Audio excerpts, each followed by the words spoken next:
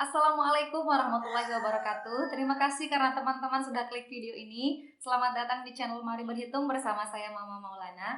Jadi kali ini saya ikut membahas terkait yang lagi viral di TikTok dan lain sebagainya, yaitu apa yang akan terjadi pada tanggal 12 Desember tahun 2021. Tapi sebelum itu, bagi kalian yang belum subscribe, silahkan subscribe dulu dengan klik tombol merah di bawah biar saya semakin semangat untuk bahas-bahas video berikutnya. Oke, kita lanjut pada tahun 2021, teman-teman. Nah, di sini tahun 2021 saya akan menjelaskan tentang peredaran bumi mengelilingi matahari, teman-teman. Misalkan matahari berada di sini, saya gambarkan. Kemudian bumi misalkan berada di sini. Nah, bumi itu berotasi dan berevolusi, teman-teman. Saya gambarkan dulu.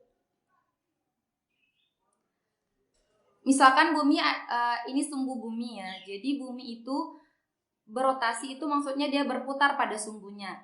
Jadi itu mengakibatkan terjadinya siang dan malam, teman-teman. Kemudian selain berotasi, bumi juga berevolusi. Apa itu berevolusi? Jadi bumi itu punya sirkuitnya tersendiri, teman-teman. Dia memiliki sirkuit untuk mengelilingi matahari. Dan bentuk sirkuitnya ini tidak bundar, teman-teman. Jadi bentuknya oval. Ada saat dimana dia itu berada paling dekat dengan matahari dan berada di titik paling jauh dari matahari. Ini kita tidak berbicara planet yang lain ya. Kita fokuskan kepada planet bumi dulu. Nah, kapan sih bumi itu berada di titik paling dekat dengan matahari? Nah, ini pada tahun 2021 pada tanggal 3 Januari, teman-teman ya. Nah, ini istilahnya adalah perihelion. Kalau bumi berada pada titik terdekat dengan matahari. Berapa sih jaraknya? Ini sekitar 147 juta kilometer, teman-teman. Rata-ratanya adalah 150 juta kilometer. Kemudian ada juga lawan dari perihelion ini, yaitu bumi berada pada titik terjauh dari matahari, yaitu namanya aphelion, teman-teman. Ini terjadi pada tanggal 6 Juli 2021, teman-teman.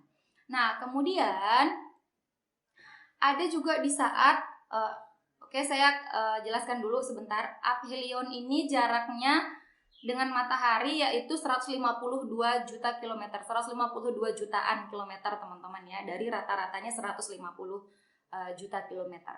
Nah, kemudian ada juga di saat dimana matahari itu berada pada garis khatulistiwa, teman-teman, atau garis ekuator. Apa sih itu?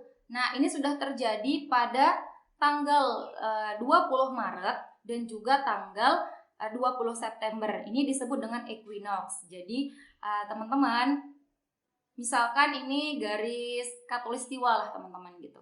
Garis khatulistiwa. Jadi matahari itu berada pada garis khatulistiwa. Ini akibatnya semua kita yang ada di seluruh bumi ini, yang berada di seluruh bumi ini mengalami siang dan malam itu tepat 12 jam. Jadi siangnya 12 jam, malamnya juga 12 jam gitu.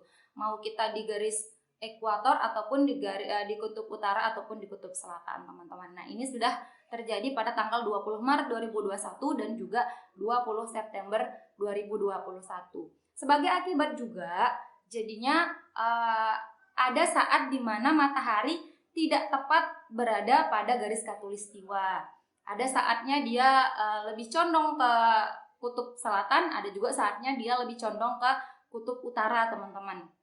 Nah, inilah yang disebut dengan apa, teman-teman? Solstice. Nah, solstice ini terjadi 2 kali, teman-teman, yaitu tanggal 21 Juni dan juga tanggal 21 Desember, teman-teman. Jadi solstice ini di mana matahari berada pada puncak bumi bagian selatan atau puncak bumi bagian utara, teman-teman, seperti itu. Jadi kalau solstice 21 ini matahari berada pada puncak utaranya bumi kalau nggak salah, teman-teman ya. Sedangkan kalau solstice 21 Desember ini matahari berada pada puncak selatannya bumi. Nah, ini akibatnya Kalau di tanggal 21 Desember, ini yang jadi pertanyaan di TikTok teman-teman ya. Tanggal 21 Desember ini, bumi bagian selatan akan mengalami siang yang lebih panjang dari biasanya dibandingkan dengan malamnya teman-teman. Begitupun sebaliknya untuk bumi bagian utara mengalami malam yang lebih panjang dibandingkan harinya teman-teman. Seperti itu penjelasannya teman-teman. Tapi untuk kita yang ada di Indonesia tentu tidak terlalu berpengaruh, bahkan tidak berpengaruh karena kita berada di berada di garis khatulistiwa teman-teman. Jadi ini tanggal 21 Desember ini lebih berpengaruh pada saudara-saudara kita yang berada di kutub utara dan juga di kutub selatan. Ini terkait dengan berapa lama mereka mengalami siang dan juga mengalami malam teman-teman ya.